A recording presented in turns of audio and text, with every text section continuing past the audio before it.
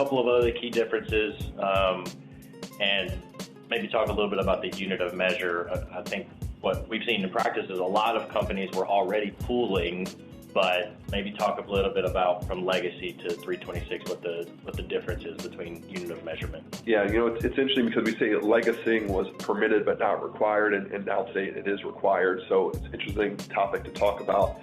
I think the part is, and I want to make sure people are aware of this, you may have been pooling in the past, but as we'll talk about going forward, depending on the level and volume of receivables you have or whatever instrument that we're talking about is in play and in scope for CECL that impacts you, oftentimes pooling does make the most sense just from an efficiency standpoint, and especially when it was the legacy guidance because you didn't know exactly which security would default and have a loss going forward. What we'll see different today, though, and you may say, oh, well, I'm already pooling, so I'm already familiar with this. The change is, though, depending on how you pool, will impact really the impact CECL is going to have on you going forward. Now, what do I mean by that? Depending on who you are, you really want to understand, in my opinion, just from running a business and putting the accounting aside for a second, what do your receivables look like? And the better you pool those receivables and the more granular you pull those receivables, will really make sure that you understand what your portfolio looks like. From there, then you can start applying the right expectations, the right methodology, the right numbers and units on how you're applying these losses. But it really becomes down to how are you pooling and the granularity of pooling. So I would really encourage people to think about that. Do you understand your portfolio? You may have been lumping everything together, but really challenge yourself without any undue cost or effort, but really start pooling yourselves or pooling your receivables, I should say, in a more applicable method to really understand your receivables, and that may evolve into having a few more methodologies in play than you had previously to estimate what your losses could be, but it really will help you understand your business better. Yeah, and I think we'll touch on that as we talk about what the CECL measurement process will be and dig in a little bit more there. One of the items you already mentioned, Steve, was the consideration of the economic conditions. Legacy GAAP allowed for a short-term current economic view, right? And CECL is going to require a future expectations from management as well as economic conditions. Yep, and it's funny because we talk about you can split the room on the applicability or how good an accounting standard or pronouncement really is, and part of the goal was for more transparency and consistency to come out through this. So my critique or my negative thought on the standard would be when you're building in an element of forecasting, that's always going to make things a little bit more unpredictable. And I understand why the forecasting element is built in to start hopefully absorbing or building for those losses in advance of them coming through under 450. But as we know about forecasts, the majority of forecasts are always wrong.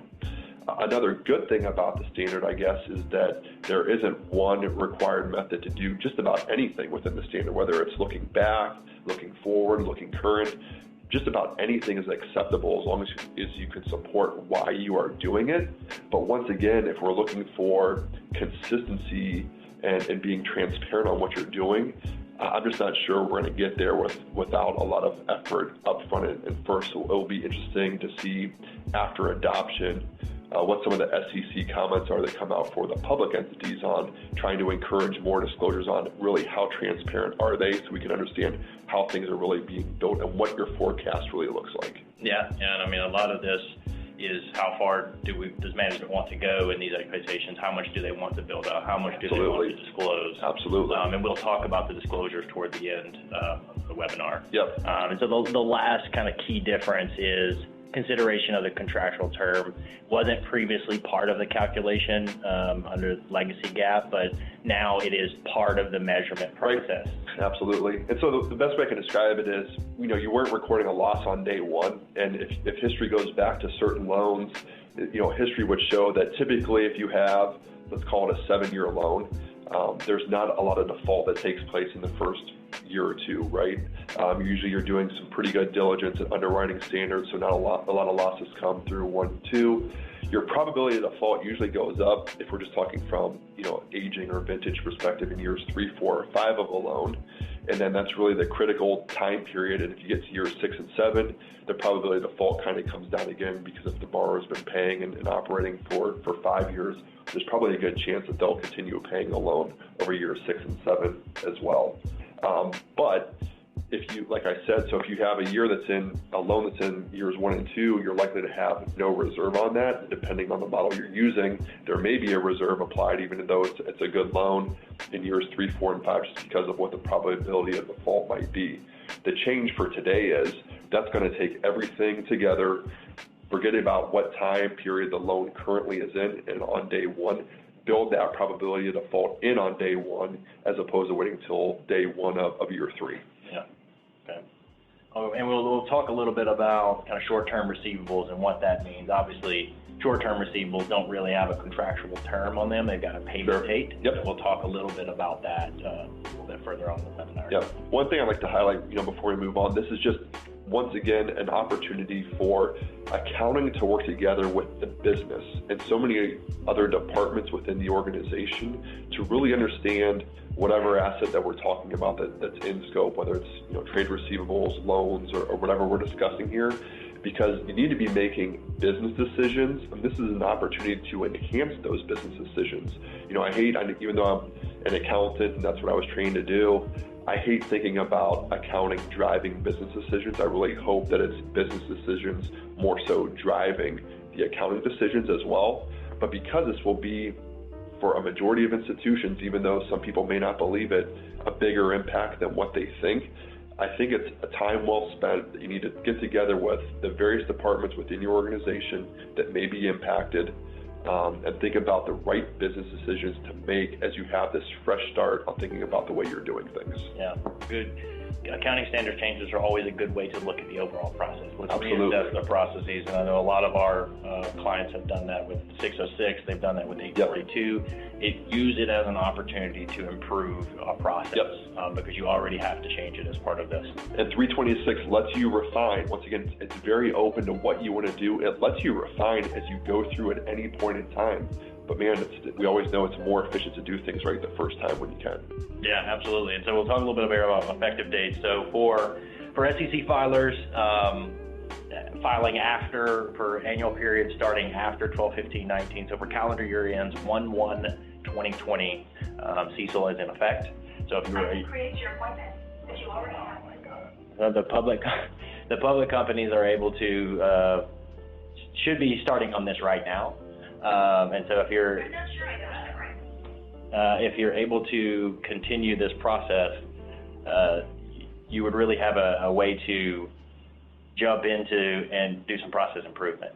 So it's 1/1/2020 for SEC filers. Some really big news for other entities and the other PBEs, which if you want the definition of the other PBEs, the best place to look at is the SEC Financial Reporting Manual, equity method investees that are part of SEC filings.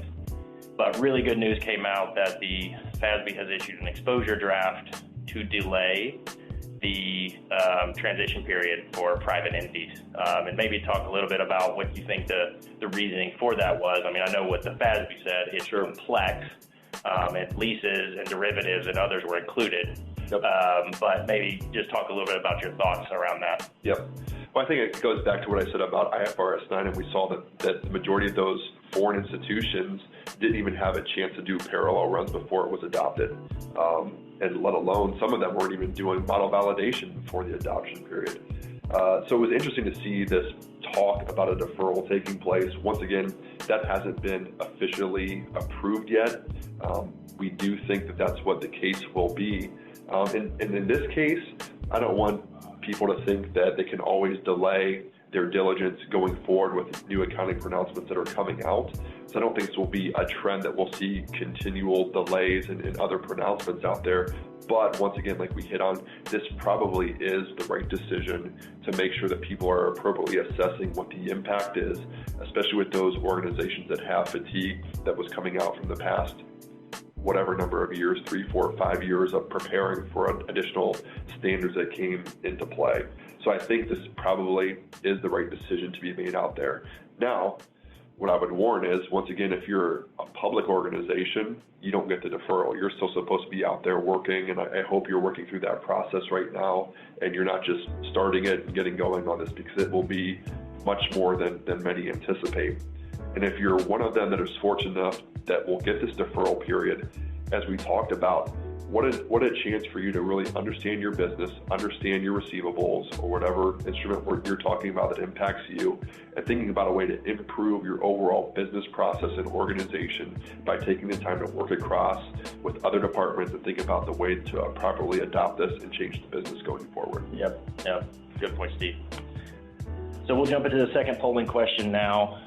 What type of assets does your company have that are in scope of the new standards? We talked a little bit about this as part of the in scope. So let's jump into the polling here and just see what people say. I think expectations-wise, I assume most everyone on this call has trade receivables. I would expect that. But I also expect there's a lot of companies that have multiple types of assets. Sure. What are you thinking, Steve? Yeah, I think you're spot on, and we do have a pretty good representation of cross industries on this today, so it'll be interesting to see the majority or the weightedness towards type of industry. But once again, I think people are going to be, just about everyone, I should say, will be impacted in some way, shape, or form. Hopefully people are realizing that. Hopefully at least they've done some sort of scoping to see what type of assets are coming in to be impacted and thinking about that. Yep. Yeah. So we'll give it another few seconds here for the attendees to chime in.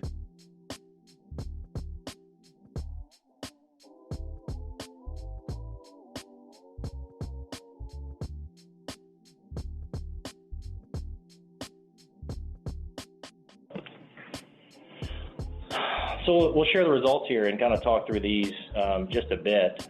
So it looks like a large portion, as expected, trade receivables. A few entities do have finance receivables loans, and then another large portion has multiple types of assets. But I think none of the above. I think there's a large portion of maybe service providers on here that are answering none of the above. But the entities, if you're answering none of the above, I challenge you to take a look at the scope of the standard.